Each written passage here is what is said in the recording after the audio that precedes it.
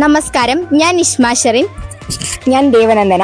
ഞങ്ങൾ ഇരുവരും GHS എടത്തനാട്ടുകരയിലെ 9ാം class വിദ്യാർത്ഥികളാണ്. നമ്മളിപ്പോൾ നിൽക്കുന്നത് എടത്തനാട്ടുകരയിലെ എഴുത്ത് ദമ്പതികളായ ഇബ്നു അലി, സീനത്ത് അലി എന്നിവരുടെ വസതിയുടെ മുന്നിലാണ്.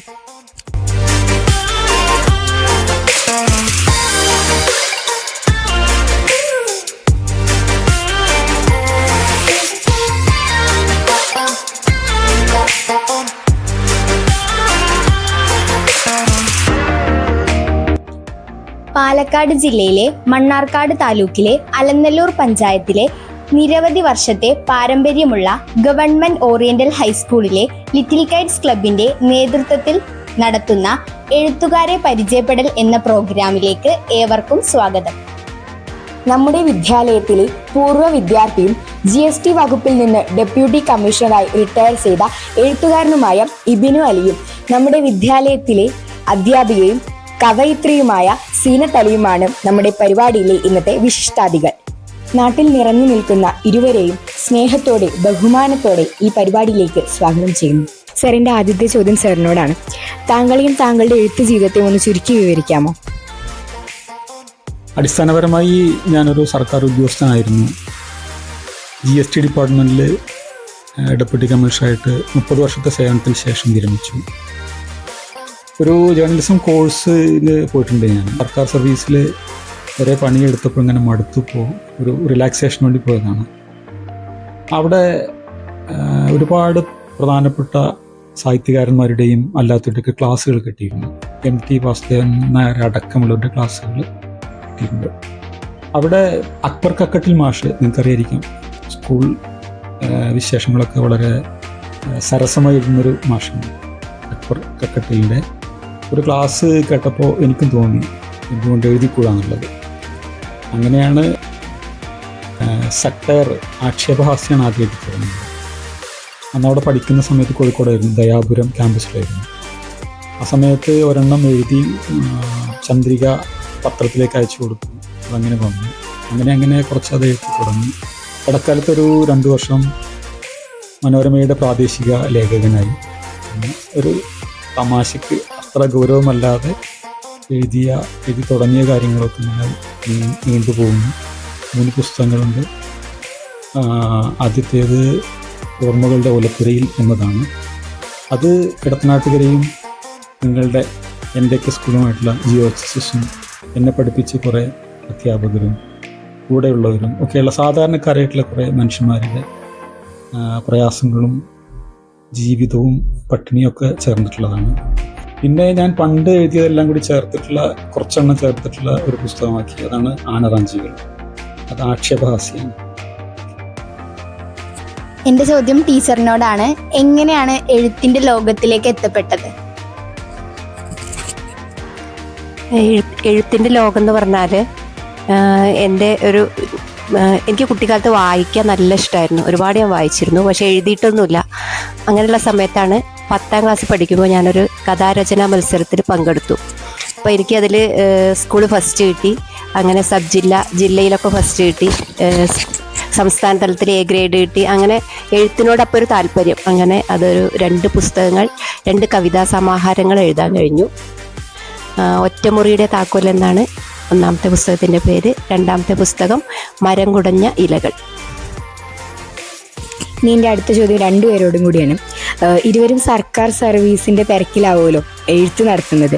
അപ്പോൾ ജീവിതത്തിൽ ഏറെ തിരക്കേറിയ നിമിഷങ്ങളിലും എങ്ങനെയാണ് എഴുത്തിന് വേണ്ടി സമയം കണ്ടെത്തുന്നത്? ടീച്ചർ എങ്ങനെയാണ്? സമയം വളരെ കുറവാണ്.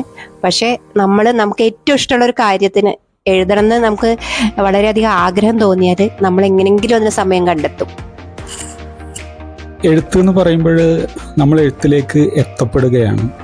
എഴുതണം എന്ന് അതിയായൊരു മോഹം ഉണ്ടാകുമ്പോൾ എഴുതിയിട്ടില്ലെങ്കിൽ എന്തെങ്കിലുമൊക്കെ ഒരു പ്രയാസമൊക്കെ ഉണ്ടാകും തോന്നുന്ന സമയത്ത് നമ്മൾ എഴുതിപ്പോകും. അതിന് സമയക്കുറവ് ഉണ്ടാവില്ല എന്നുള്ളതാണ് എനിക്ക് തോന്നുന്നത്. എന്റെ ചോദ്യം രണ്ടുപേരോടുള്ളതാണ്. ഇരുവരുടെയും രചനകളും അംഗീകാരങ്ങളും ഒന്ന് പറയാമോ? എൻ്റെ പ്രസിദ്ധീകരിച്ചിട്ടുള്ള 2 കവിതാ സമാഹാരങ്ങൾ ഞാൻ നേരത്തെ പറഞ്ഞു. ഒറ്റമുറിയുടെ താക്കോൽ, മരം കുടഞ്ഞ ഇലകൾ. ആദ്യത്തെ കവിതാ സമാഹാരത്തിന് അവതാരിക തന്നത് ആലങ്കോട് ലീലാകൃഷ്ണൻ സാറാണ്.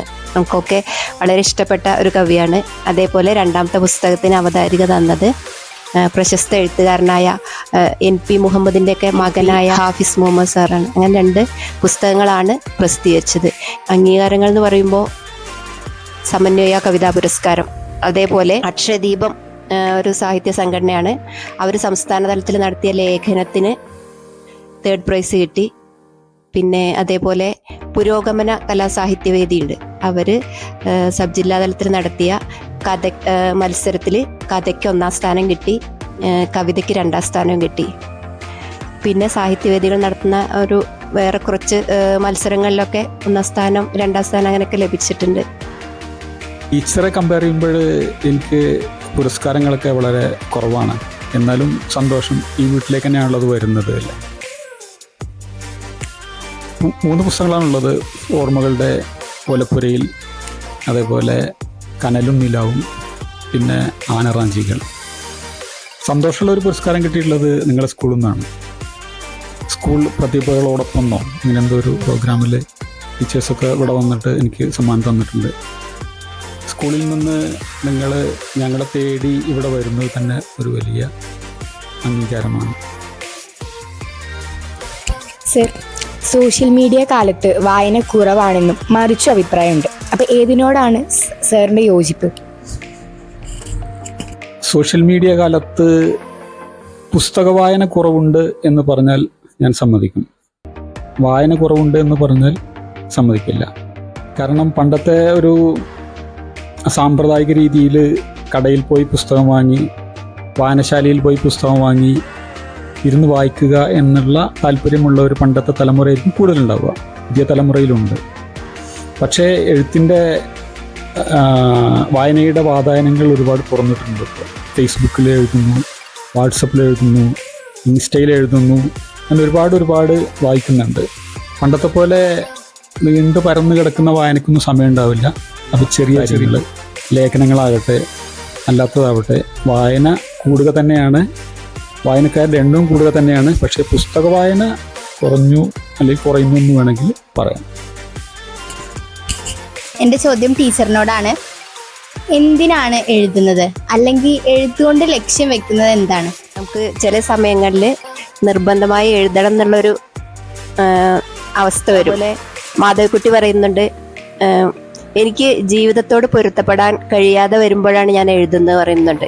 അതേപോലെ കൂടുതലും എഴുത്തുകൾ നമുക്ക് പിന്നെ ഉൾക്കൊള്ളാൻ കഴിയാത്ത പല കാര്യങ്ങളും വരുമ്പോഴാണ് നമ്മൾ അത് എഴുത്തിലൂടെ പ്രകടിപ്പിക്കുക. ഇത് ഏറ്റവും മൂർച്ചയേറിയൊരു ആയുധമെന്നാണ് പറയുക.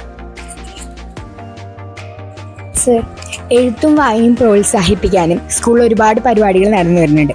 ഇനിയും എന്തൊക്കെ ചെയ്താലാണ് സ്കൂളിൽ കുട്ടികൾക്ക് എഴുത്തിനോടും വായനയോടും ഒക്കെ ഒരു താല്പര്യം തോന്നാം? എന്താണ് സാറിൻ്റെ അഭിപ്രായം? കുട്ടികൾ പറയുമ്പോൾ ഇതല്ലാത്ത ഒരുപാട് മേഖലകളിലും നിങ്ങൾ വ്യാപൃതരായിരിക്കും. ഏറ്റവും പ്രധാനം എന്ത് വായിക്കണമെന്ന് തീരുമാനിക്കുക എന്നുള്ളതാണ്. തീർച്ചയായും എനിക്ക് ഉറപ്പുണ്ട്, നല്ല നല്ല പുസ്തകങ്ങൾ നിങ്ങൾക്ക് തന്നാൽ, നിങ്ങളത് വായിച്ചു തുടങ്ങിയാൽ, അതിൻ്റെ ഒരു രസവും സുഖവും ആസ്വദിച്ചാൽ തീർച്ചയായിട്ടും വായനയിലേക്ക് വരും.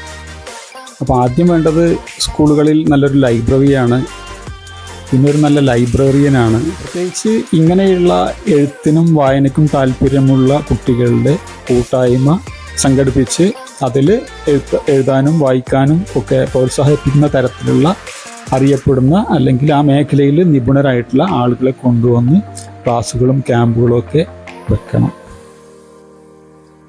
ടീച്ചറിനോടാണ്. വായനയുടെ ഈറ്റില്ലമാണ് വായനശാലകൾ. അവ ഇന്ന് ആൾ കുറഞ്ഞ ഇടമായി മാറിയിട്ടുണ്ട്. എന്താണ് പരിഹാരം? നമ്മൾ കൂടുതൽ വായനയിലേക്ക് എത്തുക എന്നുള്ളത് തന്നെയാണ് എൻ്റെയൊക്കെ ഒരു അനുഭവം ഞാൻ പറയാം. പിന്നെ ഒരു കുറേ വർഷങ്ങൾക്ക് മുമ്പ്, ഒരു 10-25 വർഷങ്ങൾക്ക് മുമ്പ് ഇവിടെ എടത്തനാട്ടുകരയിൽ എത്തിയപ്പോൾ എനിക്ക് വായന ഇഷ്ടമുള്ള ആളായിരുന്നു ഞാൻ. പക്ഷെ അന്ന് നമ്മളുടെ ഇവിടെ ലൈബ്രറികളൊന്നും ഇത്ര സജീവമല്ല. അന്ന് ഞാൻ പിന്നെ മണ്ണാർക്കാട് സഹൃദയ ലൈബ്രറിയിൽ മെമ്പർഷിപ്പ് എടുത്തിട്ട് നല്ല തിരക്കുള്ള സമയമായിരുന്നു. സ്കൂളിൽ പോകണം, ചെറിയ കുട്ടി. എന്നാലും ഞാൻ മാസത്തിലൊരിക്കൽ ലൈബ്രറിയിൽ പോയി പുസ്തകം വായിക്കാൻ വേണ്ടി പോയിരുന്നു. അതേപോലെ ലൈബ്രറികൾ ധാരാളം മത്സരങ്ങൾ നടത്തുന്നുണ്ട്. പൊതു ലൈബ്രറികളുണ്ട്, സ്കൂൾ ലൈബ്രറി, പൊതു ലൈബ്രറികളുണ്ട്. നമുക്ക് ഏറ്റവും സൗകര്യമുള്ള ലൈബ്രറിയാണ് കലാസമിതി. അവിടെ കുട്ടികളുമായി ബന്ധപ്പെട്ട് ധാരാളം പ്രവർത്തനങ്ങളുണ്ട്. അപ്പോൾ ഓരോ കുട്ടികളും അവിടെ മെമ്പർഷിപ്പ് എടുക്കാം. നമുക്ക് എല്ലാ പുസ്തകവും പൈസ കൊടുത്ത് വാങ്ങി വായിക്കേണ്ടതില്ല. അടുത്ത പ്രസിദ്ധീകരണത്തിനായിട്ട് എന്താണ് എഴുത്തുമുറിയിൽ രൂപം കൊള്ളുന്നത്? എഴുതി വെച്ച കുറച്ച് കാര്യങ്ങളൊക്കെ ഉണ്ട്, കുറച്ച് അനുഭവക്കുറിപ്പുകളുണ്ട്, കുറച്ച് ചെറുകഥകളുണ്ട്. അപ്പോൾ അതൊക്കെ കുറച്ചുകൂടി എഴുതിയിട്ട് പിന്നെ ഒരു പുസ്തകം ഇറക്കണം എന്നുണ്ട്. കുട്ടികൾക്ക് വേണ്ടി ഒരു പുസ്തകം ബാലസാഹിത്യം എഴുതണമെന്ന് വലിയൊരു ആഗ്രഹമാണ്.